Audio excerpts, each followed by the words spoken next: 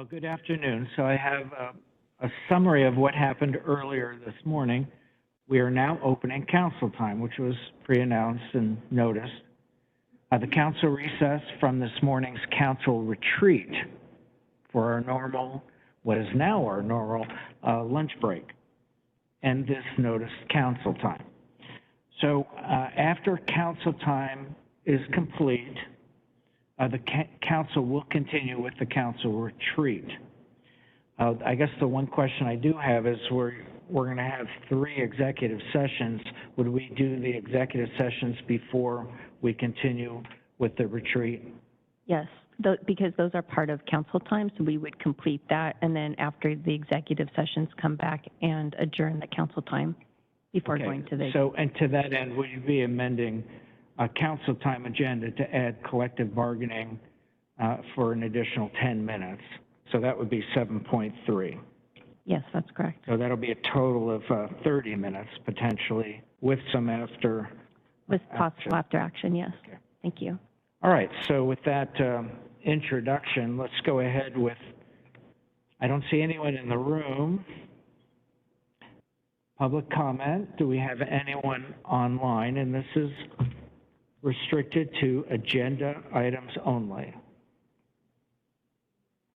No one, okay. So item number 2 is old business, the minutes from January 31st. Any motions? I'll move approval of the minutes. All right, we'll take that as a second as well. Any additional comments, corrections? All those in favor, please say aye. Aye. Aye. Any opposed? Hearing none, that motion carries. New business, item number 3.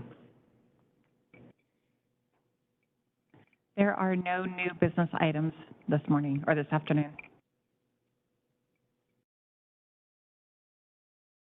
Moving on to item number 4, councilor reports.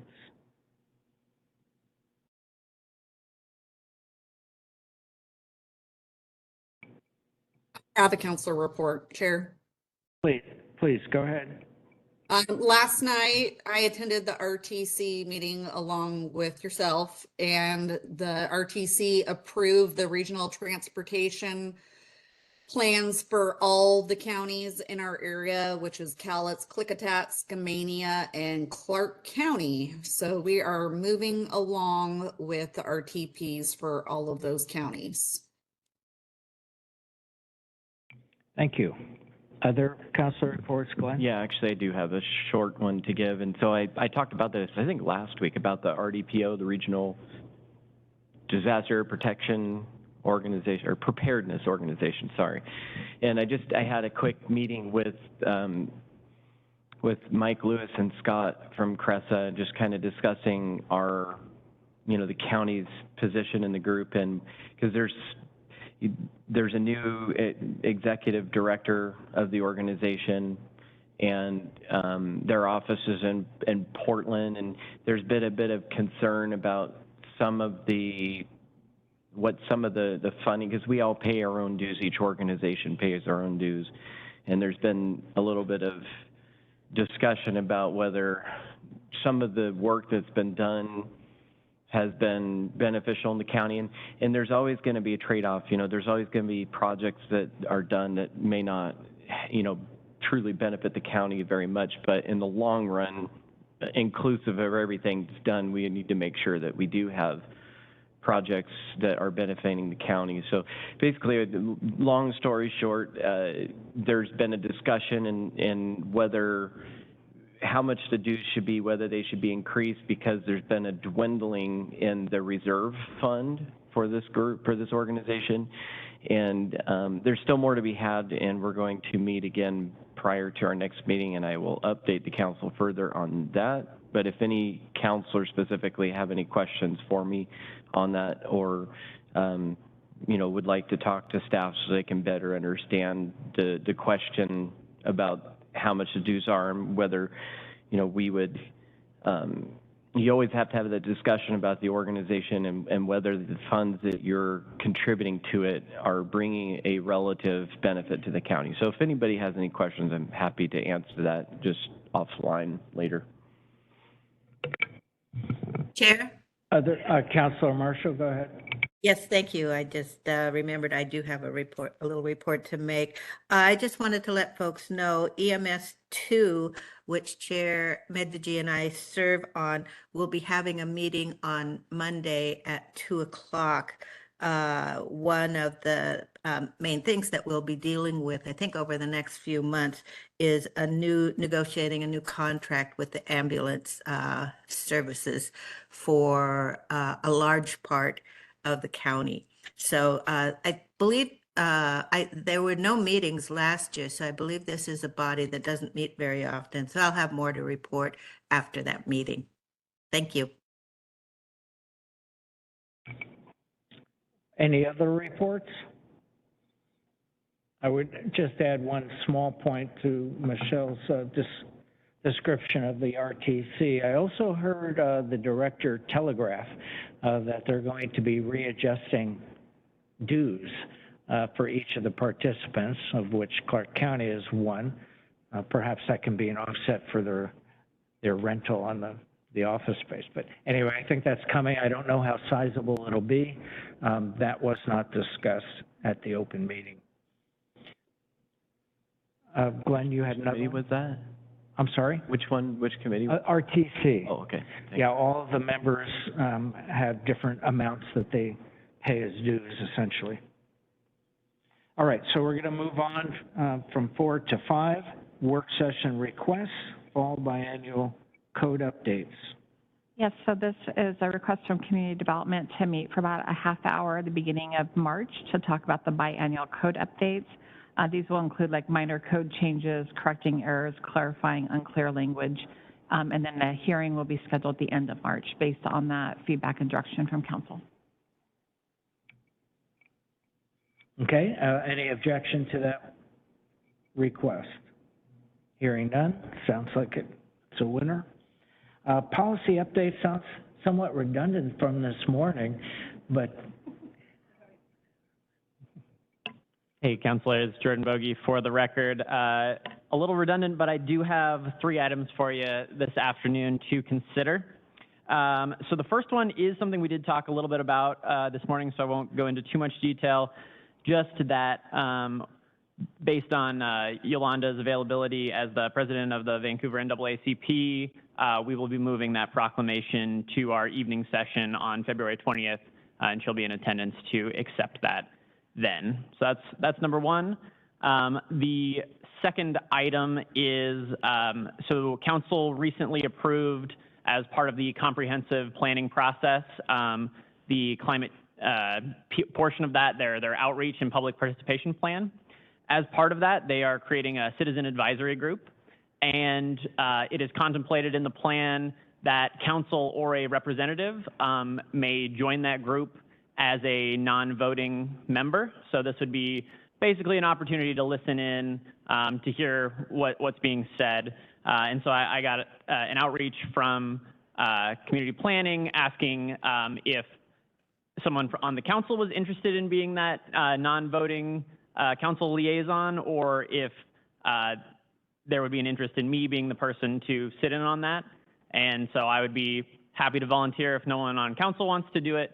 But if there is a counselor that you all would like to appoint as a non-voting member to the climate advisory group, you're welcome to do that. So we've had that request come through. Just so you know, it's anticipated that there will be about 12 meetings throughout the course of 2024. So one more opportunity to have another board or committee to attend. I think it's important that we do have a liaison, and I'm gratified that you volunteered. Other comments? I'll volunteer to be his backup. I was going to volunteer as well. Wow, this is a popular one. So, Karen, do you want to volunteer too? Oh, I think our 2 volunteers are just excellent. So how about if we do this, if we, no matter what, have our policy analyst as an alternate, and then we'll vote right now, if we can, on which counselor would attend. Just to Any objection confirm- to, Oh, sorry, any Chair. objection to Jordan being the alternate? No objection. No objection. To what again? What'd you say, Gary? I'm sorry, I missed it. Okay, so this is the liaison for that Citizen Advisory Committee for the climate action element. Right. And we had 2 counselors volunteer. So what I'm suggesting is that Jordan be the alternate, but now that we move on to nominate and vote one of the counselors. Oh, okay. I wish to nominate Michelle Belcott. Okay? Real quick clarification, I would hope that Counselor Belcott would make, because she said that she'd be willing to be the alternate, so I don't know if that was before, does she wish to be the alternate or to be a primary? Okay, I guess maybe I misunderstood. Michelle, did you volunteer to be only an alternate? No, I volunteered to be the primary. I think the confusion lies in that Jordan was mentioned as the alternate initially, but I will be the primary. Okay. I'll go ahead and second. Michelle? Further discussion? Hearing none, all those in favor, please say aye. Aye. Aye. Any opposed? Nay. No. Okay, I think I heard 3-2, so the motion does carry. Great. Thank you, counselors. I will share that with our community planning folks who reached out to me. And just to clarify, Counselor Marshall would be the alternate to Counselor Belcott? Or Okay, do we well, want Jordan? Would you want to do that, Counselor Marshall? Would you, I was presumptuous by naming Jordan as the alternate. Michelle, would you? I'd be happy to serve as the alternate. Okay, perfect. All right, anyone opposed to that? All right, Sue Marshall's the alternate. And did that conclude your policy updates? We have one more for you. One more, go ahead. And so the final request I have is related to the document recording fee shortfall. So if you'll recall from our conversation with Josh and Annika on Monday, they are going to talk to our legislators who are on some of the appropriations committee about seeing what they can do to make up that shortfall. And I think they're going to bring back some information to us. I also had a request from Vanessa and Michael in Community Services as to whether I might put together a letter that we could send to our legislative delegation as well, just encouraging them to to inform them on what the impact to Clark County would be from this issue, and then to just advocate for them to do what they can to support adding funding to make up the document recording fee shortfall in the supplemental budget. And so I've got a draft letter here for your consideration. If you're happy with it today, I would seek 3 thumbs up to send out, or if folks would like some time to consider, then I'm happy to take back and edit. I will note that this language is very similar to what you have seen in emails that I've sent to you over the last couple of weeks. It's pretty similar. So great idea. I'm in favor of it, as is. As am I. Okay. We're all And here. I can't see you, Karen. Is your thumb up? We've got Okay. 3 thumbs up We here. all agree. And, all right, Glenn as well. Beautiful. Thank you all. That's what I've got for you. All right, so we do have 3 executive sessions, 7.1, pending litigation, 10 minutes, RCW 42.30, 7.110, paren 1, paren I. And then 7.2 is pending litigation, also 10 minutes, RCW 42.30.110, paren 1, paren small I, with possible action. 7.3, which we just added a few minutes ago, is collective bargaining. So that's a total of half an hour between all three items. Let's shoot for, just give us it's a little bit past 15 after. Let's go to 10 of the hour to return from executive session. So we'll be in recess from this proceeding and go right to executive session.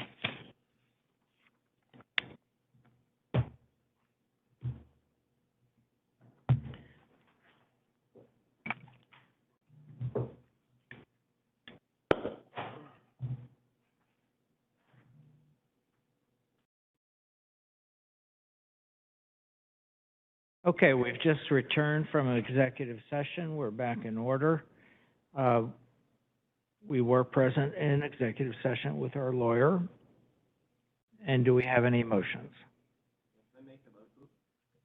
I make a motion to grant Anna Joy's and Melinda McMahon's request for the county to provide a defense and indemnification in the lawsuit entitled Amanda Shields versus Clark County et al. Pursuant to Clark County Code 2.97.025.